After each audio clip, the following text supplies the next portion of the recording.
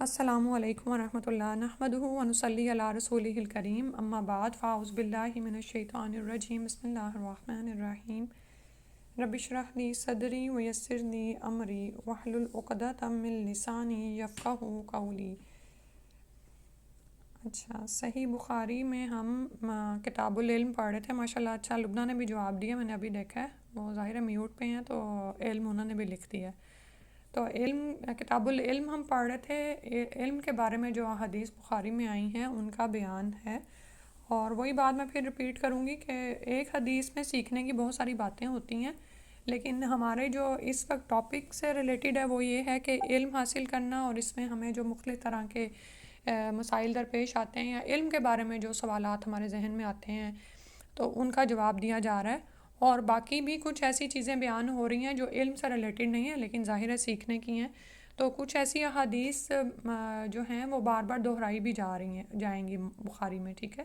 تو ریپیٹیشن سے یہ ہوگا کہ آپ کو نا حدیثیں بار بار رپیٹ ہونے سے حکم جیسے یاد ہی ہوتا جاتا ہے نا، اور جب حکم یاد رہتا ہے نا تو پھر اس کو عمل میں لانے میں بھی آسانی رہتی ہے، یعنی جب ہم نے کام کرنا ہوتا ہے یا جب ہمیں کوئی مسئلہ پیش آتا ہے تو ہمیں ایک دم سے یاد آ جاتا ہے کہ میں نے فلاں چیز پڑھی تھی، تو اس کے مطابق پھر ہم عمل کر لیتے ہیں۔ اللہ سبحانہ تعالیٰ ہمارا حامی و ناصر ہو اور ہمیں یہ دین سیکھنے اور اس کو پھیلانے کی توفیق عطا فرما دے، آمین۔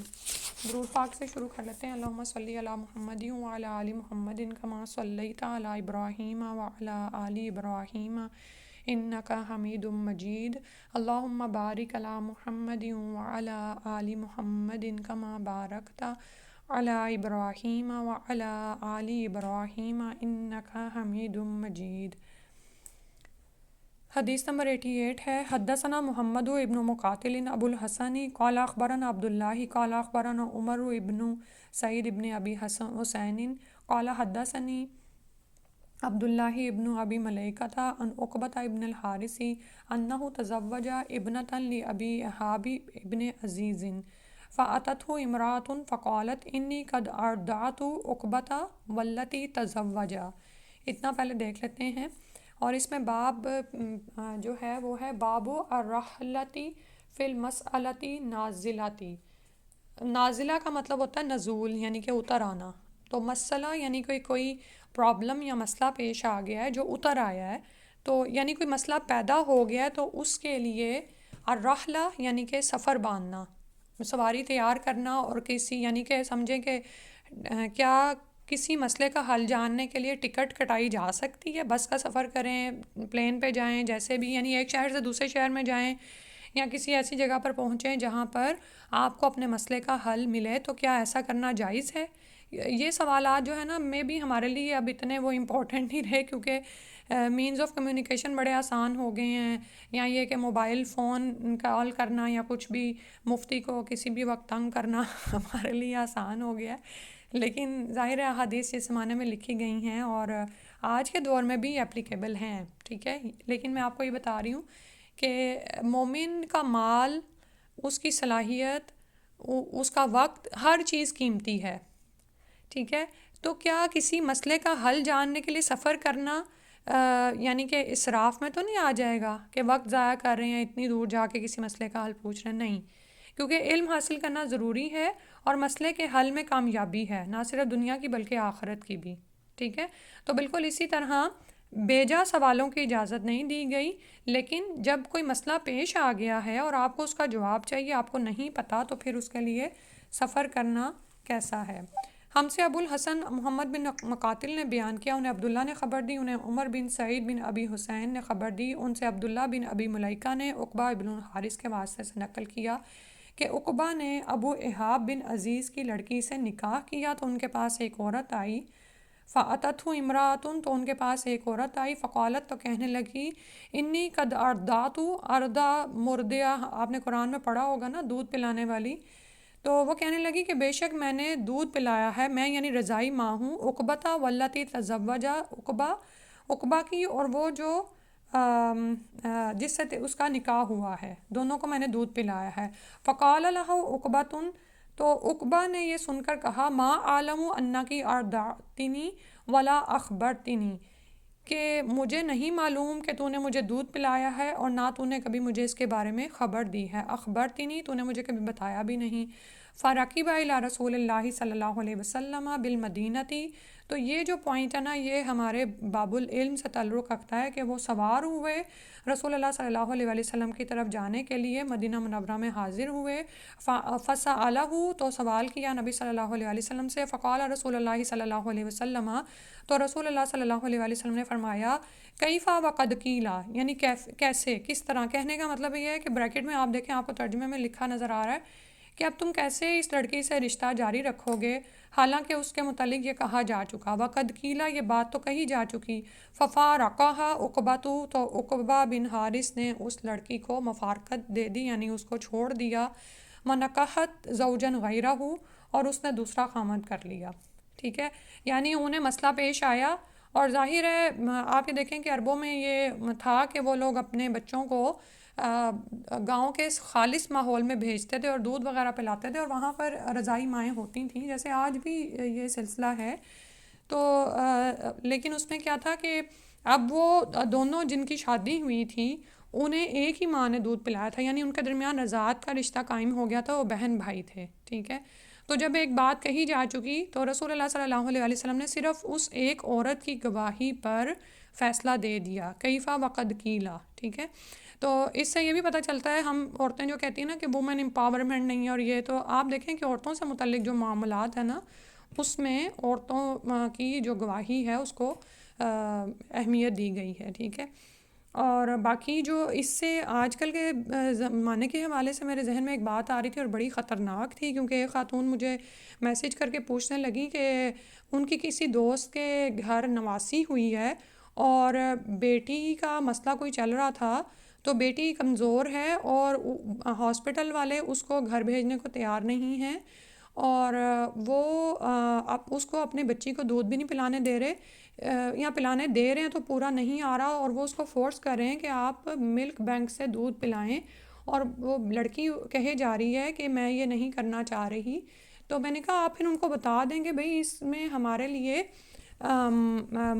دینی مسائل پیش آ جاتے ہیں، تو ہوپ فلی پھر وہ ہمیں سپورٹ کریں گے، لیکن اس کے لیے ضروری ہے کہ آپ کے پاس علم ہو، ٹھیک ہے، کیونکہ آپ یہ دیکھیں کہ 5 بار اچھی طرح دودھ پلانے سے جو ہے رضاعت قائم ہو جاتی ہے، اور بعض میں تو شاید خیر یہ بھی ایک الگ ڈیٹیل ہے، لیکن اس میں آپ یہ دیکھیں کہ آپ کا بچہ ہے اور ملک بینک میں دودھ اللہ جانے کس کس کا آ رہا ہے اور وہاں پر سٹور کیا جا رہا ہے، تو دیکھنے میں یہ بڑی کول چیز لگتی ہے کہ وہ مائیں جن کا دودھ نہیں اترتا، یا اسی طرح وہ علاقے جہاں پر پانی بھی اویلیبل نہیں ہے، تو ماؤں کو دودھ کہاں پر آنا ہے، تو یہ بڑا ایک یعنی کہ کول چیز بنا کے نا، اور بڑی اچھی طریقے سے پریزنٹ کی جا رہی ہے کہ اس طرح ماں جو جن کے پاس ایکسٹرا دودھ ہوتا ہے وہ سیو کر دیتی ہیں اور پھر ان بچوں کے لیے پلایا جاتا ہے۔ لیکن آپ یہ دیکھیں کہ اگر ایک ہی لوکیلٹی میں رہنے والے میں یہ معاملہ چل رہا ہے اور بڑے ہو کر انہی کے مابین نکاح ہوتے ہیں، تو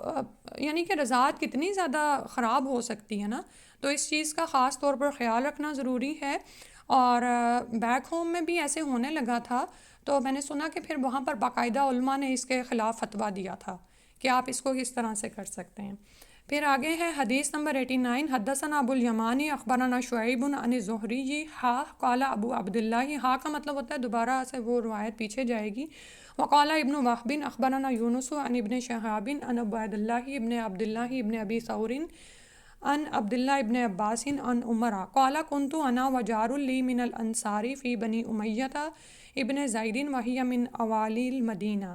ہم سے ابو الیمان نے بیان کیا، انہیں شعیب نے زہری سے خبر دی، ایک دوسری سند سے امام بخاری کہتے ہیں کہ ابن وہب کو یونس نے ابن شہاب سے خبر دی، وہ عبید اللہ بن عبداللہ ابن ابی ثور سے نقل کرتے ہیں، ٹھیک ہے۔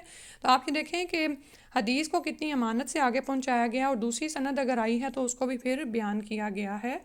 وہ عبداللہ بن عباس سے، وہ عمر سے روایت کرتے ہیں کہ یعنی یہ حدیث جو ہے 2 روایتوں کے ساتھ آپ تک آ رہی ہے، اور وہ کہتے ہیں کہ میں اور میرا ایک انصاری پڑوسی دونوں اطراف مدینہ کے ایک گاؤں بنی امیہ بن زید میں رہتے تھے، من اوالی المدینہ، جو مدینہ کے پورب کی طرف یعنی بلند گاؤں میں ہے، اوالی یعنی اونچی جگہ کی طرح۔ وَكُنَّا نَتَنَاوَبُ النُّزُولَ عَلَى رسول اللہ صلی اللہ علیہ وسلم، ینزل یومن او وانزل یومن، اور ہم دونوں باری باری، نتناوبو باری باری کرتے تھے، النزولا اترنا یا پاس آنا، خدمت میں حاضر ہونا، علی رسول اللہ صلی اللہ علیہ وسلم، رسول اللہ صلی اللہ علیہ وسلم کی خدمت میں۔ وہ آتا تھا ایک دن اور میں آتا تھا ایک دن، ٹھیک ہے۔ اب یہ عمر رضی اللہ عنہ کون ہے؟ مہاجر ہیں، اور ان کا جو انصاری پڑوسی ہے، یہ دونوں اطراف مدینہ کے ایک گاؤں میں رہتے ہیں، ٹھیک ہے۔ تو باری باری رسول صلی اللہ علیہ وسلم کی خدمت میں حاضر ہوتے، اور اس میں بھی جو ہے نا علم کے حساب سے بیان ہے نا، تو نبی صلی اللہ علیہ وسلم کی خدمت میں وہ کیا کرنے آتے تھے؟ علم سیکھنے کے لیے آتے تھے، ٹھیک ہے۔ آپ کو پتہ نا اصحاب صفہ بھی تھے جن کی تو زندگیاں ہی دین کے لیے وقف تھیں، اور وہ کچھ اپنا تلاش معاش میں بھی کوئی کام نہیں کرتے تھے۔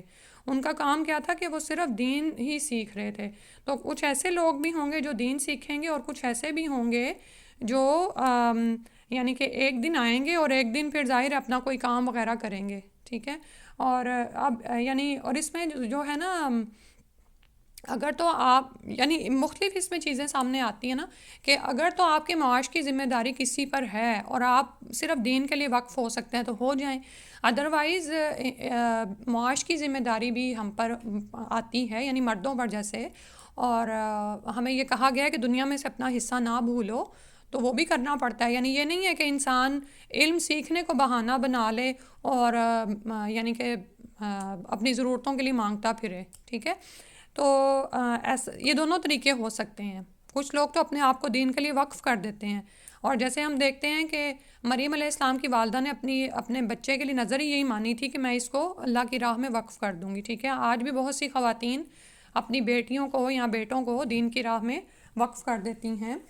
اور تو یہاں پر یہ ہے کہ وہ چونکہ کچھ اور کام بھی کرتے تھے، تو ایک دن عمر رضی اللہ عنہ آتے اور دوسرے دن ان کا پڑوسی آتا۔ فَإِذَا نَزَلْتُ جِئْتُهُ بِخَبَرِ ذَلِكَ الْيَوْمِ مِنَ الْوَحْيِ وَغَيْرِهِ، اور وہ کرتے کیا تھے کہ جس دن میں آتا اس دن کی وحی کی، رسول اللہ صلی اللہ علیہ وسلم کی فرمودہ دیگر باتوں کی اس کو خبر دیتا تھا۔ وَإِذَا نَزَلَ فَعَلَ مِثْلَ ذَلِكَ، اور جب وہ آتا تھا تو وہ بھی مثل ذالک یعنی اسی طرح کرتا تھا۔ فَنَزَلَ صَاحِبِي الْأَنصَارِيُّ يَوْمَ نَوْبَتِهِ فَضَرَبَ بَابِي ضَرْبًا شَدِيدًا، تو ایک دن وہ میرا انصاری ساتھی اپنی باری کے روز خدمت میں حاضر ہوا، نوبتی ہی یعنی اپنی باری پر نبی صلی اللہ علیہ وسلم کے پاس تھا، تو جب وہ واپس آیا فضرب بابی ضربا شدیدا، تو اس نے میرا دروازہ بہت زور سے کھٹکھٹایا، فقال، تو کہا، اسمہ، اور میرے بارے میں پوچھا کہ کیا عمر ہیں، یعنی وہ یہاں پر ہیں۔ ففزعت فخرجت الیہ، تو میں گھبرا کر اس کے پاس آیا، یعنی باہر نکلا۔ فقال، تو کہنے لگا، قد حدث امر عظیم، کہ ایک بڑا معاملہ پیش آ گیا ہے۔ اور وہ یعنی کہ یہ آگے ہم تفصیل انشاءاللہ پڑھ لیں گے کہ جن دنوں میں رسول اللہ صلی اللہ علیہ وآلہ وسلم نے اعلاء کیا تھا، تو لوگوں کو یہ لگا کہ رسول صلی اللہ علیہ وسلم نے اپنی بیویوں کو طلاق دے دی ہے۔ تو اب ظاہر ہے کہ ان کی بیٹی یعنی حفصہ رضی اللہ عنہا رسول اللہ صلی اللہ علیہ وسلم کے نکاح میں تھیں، تو کہتے ہیں کہ قولا کہتے ہیں فدخلت علی حفصہ، تو میں حفصہ پر داخل ہوا، یعنی میں اس کے پاس گیا۔ فائزہ ہی تبکی، تو وہ رو رہی تھیں۔ فقلت، تو میں نے کہا، طلقکن، کیا طلاق دے دی تم کو، یعنی ساری امہات المومنین کو، رسول اللہ صلی اللہ علیہ وسلم، رسول اللہ صلی اللہ علیہ وسلم نے۔ قالت، تو وہ کہنے لگی، لا ادری، میں نہیں جانتی، یعنی ابھی مجھے پتہ نہیں ہے۔ ثم دخلت، پھر میں داخل ہوا، علی النبی صلی اللہ علیہ وسلم، رسول اللہ صلی اللہ علیہ وآلہ وسلم پر۔ فقلت، تو میں نے کہا، وانا قائم، اور میں کھڑا تھا، اطلقت نساءک، کیا آپ نے طلاق دے دی اپنی عورتوں کو، یعنی اپنی بیویوں کو؟ قالا، تو رسول اللہ صلی اللہ علیہ وآلہ وسلم نے فرمایا، اللہ نہیں، یعنی یہ افواہ ہے جو پھیل گئی ہے۔ فقلت اللہ اکبر، تو میں نے یعنی کہ تعجب سے پھر میں نے کہا اللہ اکبر، کہ اللہ بہت بڑا ہے، ٹھیک ہے۔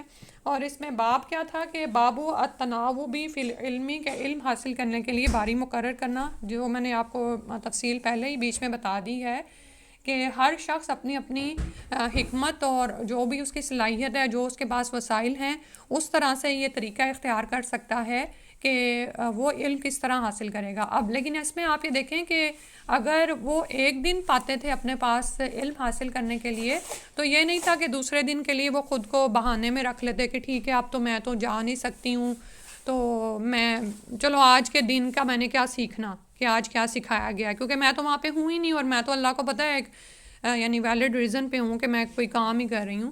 نہیں بلکہ یہ تھا کہ جس دن وہ حاضر نہیں ہو پاتے تھے تو اس دن کے متعلق آپس میں ایک دوسرے کو خبر کرتے تھے کہ آج ہم نے کیا سیکھا ہے. ٹھیک ہے.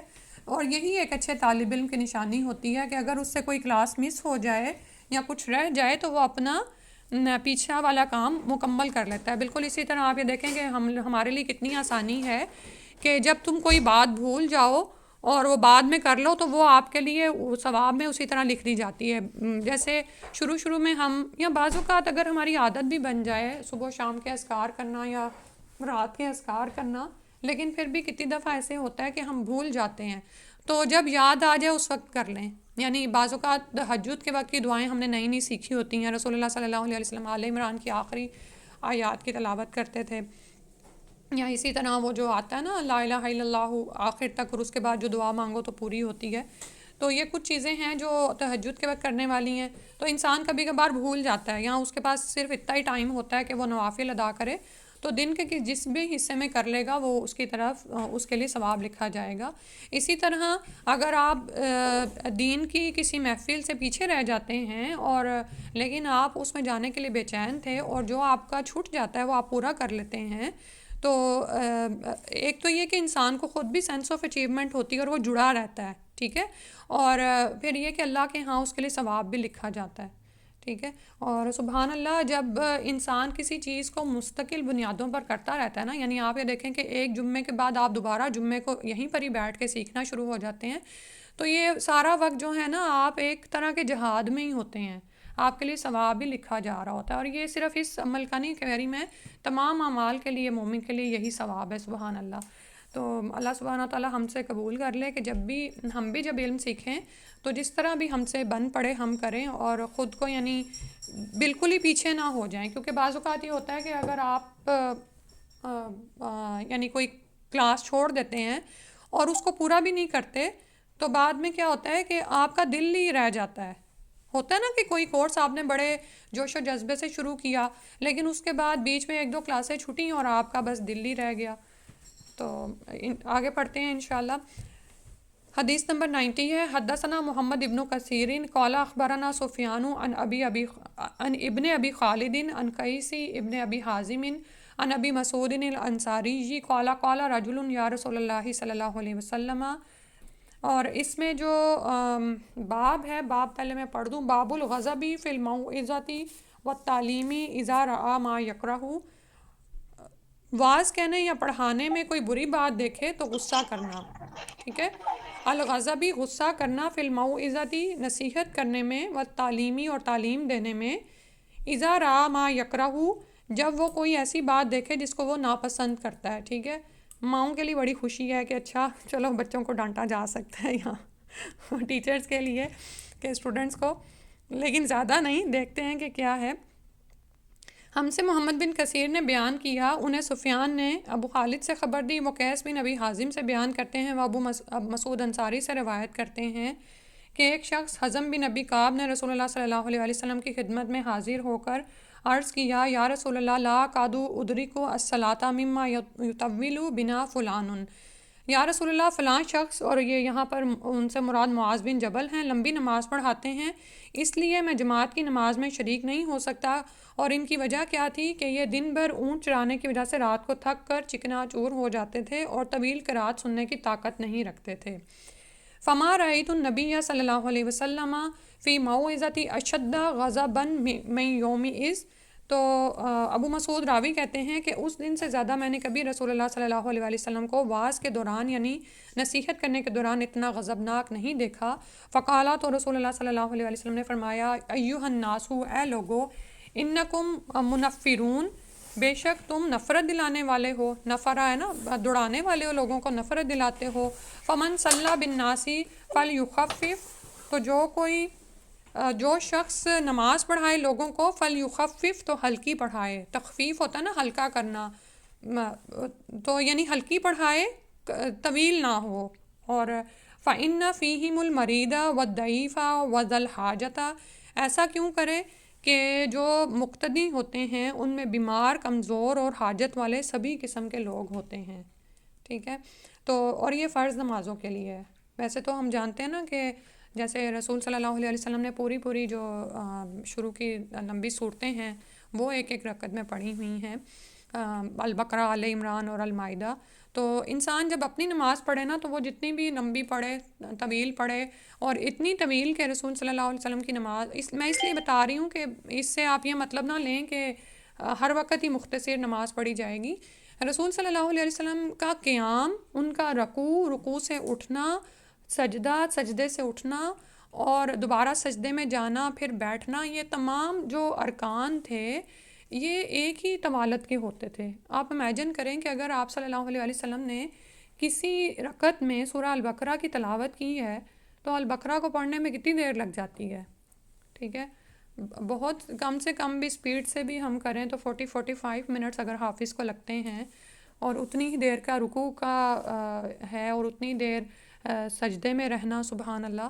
اور یہ واقعی خشوع بڑھانے میں مددگار ہوتا ہے. لیکن جس وقت امام کے لیے کہا جا رہا ہے کہ وہ جب نماز پڑھائے، خواہ وہ عشاء کی ہو، اور اس میں یہ بھی آتا ہے کہ آپ صلی اللہ علیہ وسلم نے ان صورتوں کی طرف رہنمائی کی کہ سورہ شمس واللیل پڑھ لو. ٹھیک ہے، جو پیئرز بتائے نا. ٹھیک ہے. تو لیکن جو لمبی لمبی شروع کی صورتیں ہیں وہ پھر انسان اپنے جب نفل نمازیں پڑھے تو اس میں دیکھے. اور یہ بھی تھا کہ بعض اوقات کسی اور حدیث سے ہم یہ بھی سیکھیں گے کہ رسول صلی اللہ علیہ وسلم جماعت میں کسی بچے کی آواز سنتے تو نماز ہلکی کر دیتے. ٹھیک ہے، سبحان اللہ. کیونکہ آپ صلی اللہ علیہ وسلم رحمۃ اللہ للعالمین تھے. عورتوں اور بچوں کو روکا نہیں مسجد میں آنے سے، بلکہ نماز کی طوالت کو کم کر دیا. اور یہاں پر جو حدیث جو لائی جا رہی ہے وہ اس کے باب سے کیا مطابقت ہے آپ کے سامنے آ ہی رہا ہے کہ رسول صلی اللہ علیہ وسلم نصیحت کرتے ہوئے شدید غصے میں آ گئے. ٹھیک ہے. ویسے تو ہم دیکھیں کہ رسول صلی اللہ علیہ وسلم بہت ہی نرم دل تھے اور ہمیں بھی نرمی ہی تلقین کی گئی ہے. لیکن بعض اوقات ایسے معاملات ہو جاتے ہیں کہ جن میں سختی سے بچوں کو سکھانا پڑتا ہے، قابو کرنا پڑتا ہے. کچھ بچے فطرتاً ہی ایسے ہوتے ہیں کہ وہ ڈسپلن نہیں ہو رہے ہوتے. تو اسی طرح کچھ کے لیے آتا ہے کہ ان کو ان کے استاد باندھ دیتے تھے، جیسے کمرے میں بند کر دینا بچے کو. اگر آپ کسی بچے میں صلاحیتیں دیکھیں کہ وہ سیکھنے والا بچہ ہے، لیکن شیطان، اور ظاہر ہے ایسے بچے کو شیطان بہت زیادہ تنگ کرتا ہے، بہت زیادہ ڈسٹریکٹ کرتا ہے جو ہی آپ دین کی راہ پر آتے ہیں. کیونکہ علم کا سیکھنا کیا ہے، یہ علم کا راستہ دراصل جنت کی طرف جانے کا راستہ ہے. تو شیطان کیسے برداشت کرے کہ کوئی شخص علم سیکھنا شروع کر دے. تو اگر آپ دیکھتے ہیں کہ بچوں میں ایسا کچھ آ رہا ہے تو پھر اس کو سختی سے بھی روکا جا سکتا ہے، اور یہاں پر اس کی دلیل ہمیں مل رہی ہے. اس کے بعد ہے حدیث نمبر 91 ہے. حدثنا عبداللہ ابن محمد قال حدثنا ابو عامر قال حدثنا سلیمان ابن بلال المدینی عن ربیعۃ ابن ابی عبد الرحمن عن یزید مولی المنبعثی عن زید ابن خالد الجہنی ان النبی صلی اللہ علیہ وسلم سألہ رجل عن اللقطۃ فقال اعرف وقاءها او قال وعاءها وإفاسها ثم عرفها سنة ثم استمتع بها فإن جاء ربها فأدها إليه. پہلے ترجمہ دیکھ لیتے ہیں. اور اس میں جو باب ہے علم کے حوالے سے کہ استاد شاگردوں کی جب کوئی ناگوار بات دیکھے تو واعظ کرتے اور تعلیم دیتے وقت ان پر خفا ہو سکتا ہے. یہ جو پیچھے والا ہی باب ہے نا، اسی میں یہ دوسری حدیث آئی ہے. تو ہم سے عبداللہ بن محمد نے بیان کیا، ان سے ابو عامر العقدی نے، وہ سلیمان بن بلال المدینی سے، وہ ربیعہ بن ابی عبد الرحمن سے، وہ یزید سے جو منبس کے آزاد کردہ غلام تھے. وہ زید بن خالد الجہنی سے روایت کرتے ہیں کہ ایک شخص عمیر یا بلال نے رسول اللہ صلی اللہ علیہ وسلم سے پڑی ہوئی چیز کے بارے میں دریافت کیا. اللقطۃ ہوتا ہے گری پڑی چیز.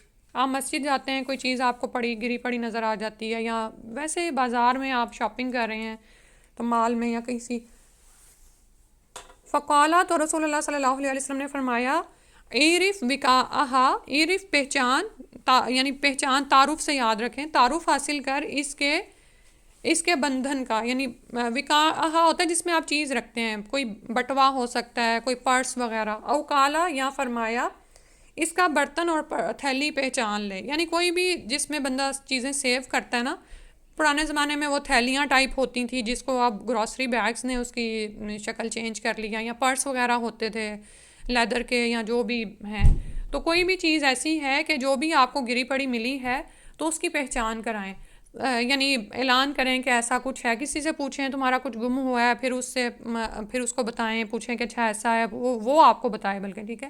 ثم عرفها سنتن، پھر پہچان کراتا رہے اس کا 1 سال تک، اس کی شناخت کا اعلان کراتا رہے، پھر اگر اس کا مالک نہ ملے ثم مستمتی بہا، تو پھر اس سے فائدہ اٹھا لے، ٹھیک ہے. یعنی یہ نہیں ہے کہ ایک گری پڑی چیز ملی اور اس میں آپ کو آپ نے اس وقت ہی پوچھا اچھا یہ کسی کی تو نہیں ہے، اور وہ بندہ وہاں پہ تھا ہی نہیں، اور اچھا آپ نے کہا چلو جی پھر تو میری ہو گئی، یہ نہیں ہے. ثم عرفها سنتن، اس کا 1 سال تک آپ اس کو ادھر ادھر پوچھتے رہیں، اور اگر پھر نہیں ملتا تو پھر اس وقت اس سے فائدہ اٹھا لو. فَإِن جَاءَ رَبُّهَا، اسٹل اگر اس کا مالک آ جائے، فَأَدِّهَا إِلَيْهِ، تو اس کی طرف اس کو لوٹا دو. اور یہ حرم کے رول جو ہے نا وہ الگ ہیں، وہاں پہ گری پڑی چیز نہیں اٹھانی آپ نے. قالا، تو وہ کہنے لگا، فضالت الابلی، تو گمشدہ اونٹ کے بارے میں کیا حکم ہے؟ دالا جو گم ہو گیا، وہ صبح ہم دعا پڑھتے ہیں نا، دال کے الفاظ اس میں بھی آتے ہیں کہ جو کہیں راستہ گم کر بیٹھے. فغضب حتی احمرت وجتناہ، تو رسول اللہ صلی اللہ علیہ وسلم کو اس قدر غصہ آیا کہ آپ کے رخسار مبارک احمرت، سرخ ہو گئے، او کالا، یا کہا احمرا وجہہ، یا آپ کا چہرہ سرخ ہو گیا، یا راوی کہتے ہیں کہ چہرہ سرخ ہو گیا. فقالا، تو فرمایا، وما لک ولہا، اور تجھے اونٹ سے کیا واسطہ، یعنی تمہیں کیا مطلب ہے اس سے. معا سقاؤہا، اس کے ساتھ اس کا پانی ہے، یعنی خود اس کی مشک موجود ہے. مشک کیا ہے؟ اونٹ کی اس کی جو بیلی ہے کہ اس میں وہ اپنے لیے کئی دنوں کا پانی سیو کر لیتا ہے. واحذاؤہا، اور اس کے پاؤں کے سم ہیں، یعنی اگر کوئی مالک کے علاوہ اس کو نقصان پہنچانے کی کوشش کرے گا تو وہ اس کو اپنے سم کے ذریعے نقصان دے سکتا ہے. ترید الماء، وہ خود پانی پر پہنچے گا.